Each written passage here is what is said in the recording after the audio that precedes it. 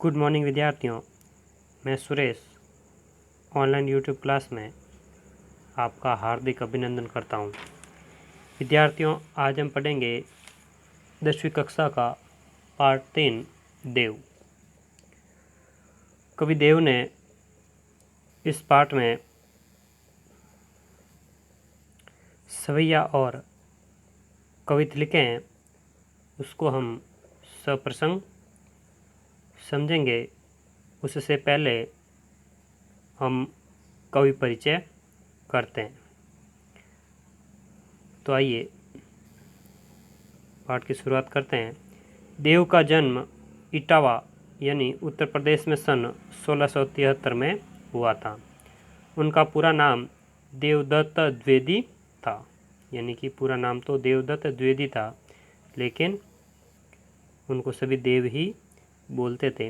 देव के अनेक आश्रयदाताओं में औरंगजेब के पुत्र आजम शाह भी थे, परंतु देव को सबसे अधिक संतोष और सम्मान उनकी कविता के गुणग्राही आश्रयदाता भोगीलाल से प्राप्त हुआ। यानी कि कवि देव के आश्रयदाता थे मुगल बादशाह औरंगजेब के पुत्र आजम शाह, यानी कि उनके दरबार में वे कवि रह चुके हैं, लेकिन उनके सबसे अधिक सम्मान करने वाले आश्रयदाता थे भोगीलाल। ठीक है, उन्होंने उनकी कविता पर रीझ कर लाखों की संपत्ति दान की, यानी कि देव को दान दे दी उनकी कविताओं से प्रसन्न होकर। उनके काव्य ग्रंथों की संख्या 52 से 72 तक मानी जाती है। उनमें से रसविलास, भावविलास, काव्य रसायन, भवानी विलास आदि देव के प्रमुख ग्रंथ माने जाते हैं। देव की मृत्यु सन 1767 में हुई थी। देव रीतिकाल के प्रमुख कवि हुए हैं, यानी कि रीतिकाल के 3 भाग माने जाते हैं: रीतिबद्ध, रीतिसिद्ध और रीति मुक्त। यानी देव जो थे वो रीतिकाल के प्रमुख कवि थे। रीतिकालीन कविता का संबंध दरबारों आश्रयदाताओं से था, इस कारण उसमें दरबारी संस्कृति का चित्रण अधिक हुआ है। यानी वे एक दरबारी कवि थे, इस कारण उनकी कविताओं में दरबारी संस्कृति का चित्रण अधिक रूप में हुआ। देव भी इससे अछूते नहीं थे, किंतु वे इस प्रभाव से जब जब भी मुक्त हुए, उन्होंने प्रेम और सौंदर्य के सहज चित्र खींचे। यानी कि वे केवल दरबारी संस्कृति के प्रति ही नहीं, प्रेम और प्रकृति के लिए भी उन्होंने लिखा है। अलंकारिकता और श्रृंगारिकता उनके काव्य की प्रमुख विशेषताएं हैं। यानी कि अलंकार जो होता है वो कविता का गहना होता है, श्रृंगार होता है, और उनसे कविता में 4 चांद लग जाते हैं। तो कवि ने इनका बड़े ध्यान से अपनी कविता में प्रयोग किया है। शब्दों की आवृत्ति के जरिए नया सौंदर्य पैदा करके उन्होंने सुंदर ध्वनि चित्र प्रस्तुत किए हैं।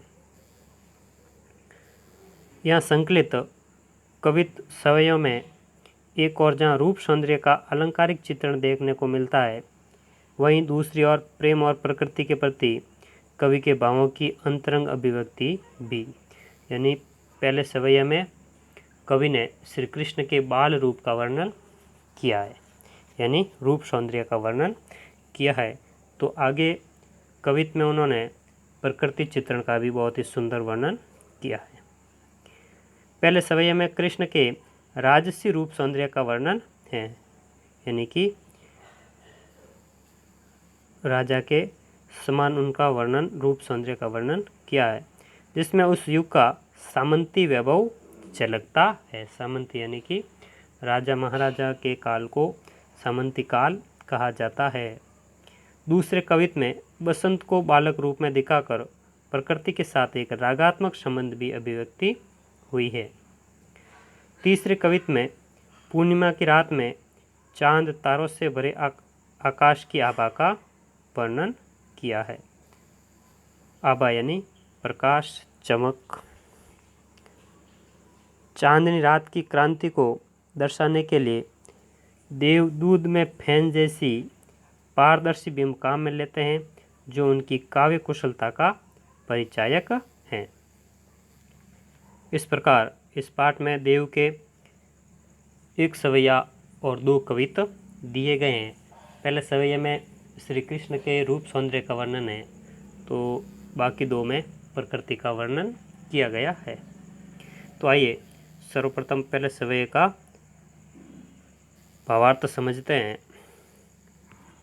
देव ने लिखा है, पायनी नूपुर मंजू बजे, कटी किंकनी के धुनि की मधुराई।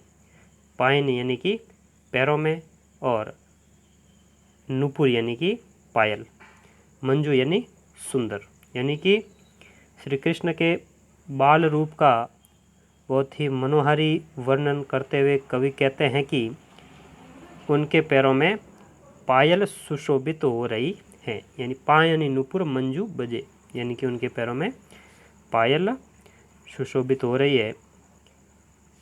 कटी किंकनी के धुनि की मधुराई। कटी यानी कमर, और किंकनी यानी कि कमर का आभूषण, करदनी जिसको बोलते हैं। और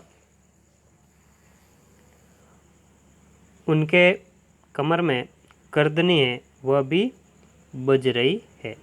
यानी कहने का मतलब इस पूरी लाइन का अर्थ हुआ कि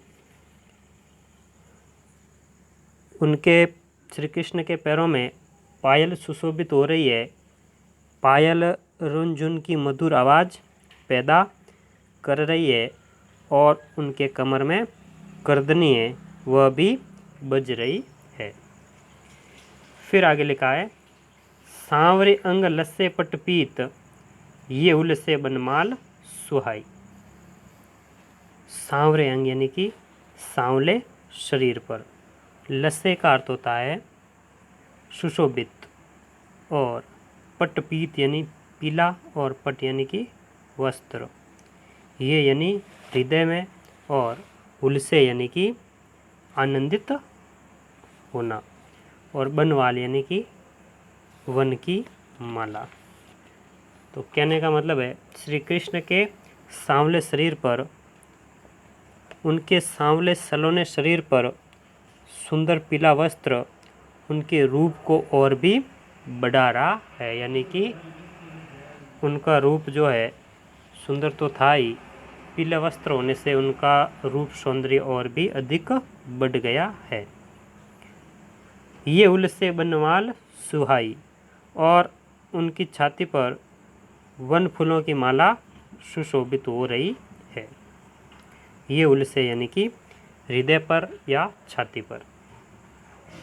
फिर आगे लिखा कवि ने, माथे किरीट बड़े दृग चंचल, मंद हंसी मुख चंद जुनहई। माथे यानी कि सिर पर, और किरीट का अर्थ होता है मुकुट, और मुखचंद यानी मुख रूपी चंद्रमा, जुनाई यानी चांदनी, और दृग चंचल यानी कि